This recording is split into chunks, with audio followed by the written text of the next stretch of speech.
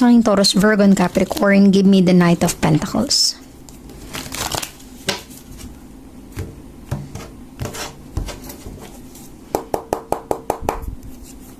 You have the Justice. This is a strong Libra.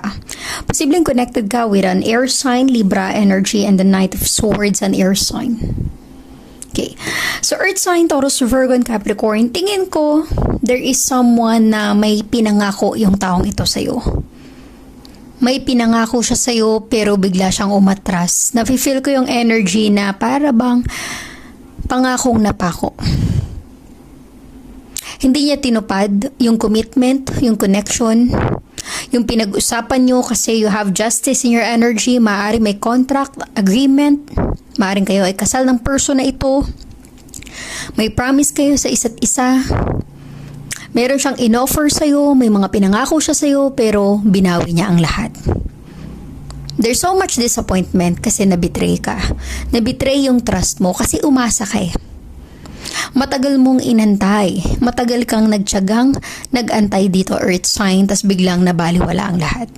Pang nafe-feel ko sa energy mo, kaya there's so much disappointment kasi nasayang ka sa mga pagkakataon na in-ignore mo or mga pagkakataon na para bang hindi mo binigyan ng atensyon or panahon kasi nakafocus ka dito sa pangako ng taong ito.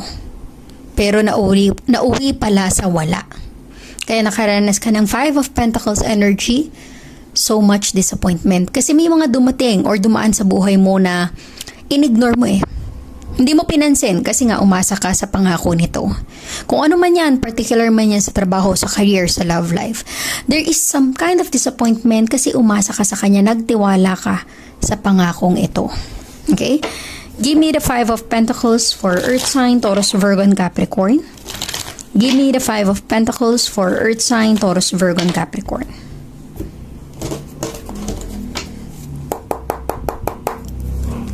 You have the Four of Wands, a fire sign energy, and the Ace of Cups. Definitely. Offer of love. This is all about your connection with your person at posibleng kayo ay kasal na or ikakasal pa lang at hindi natuloy na udlot or yung mga pangakong napako, ika nga nila. Yung tipong bubuo kayo ng sarili niyong pamilya, may sarili na kayong bahay at lupa.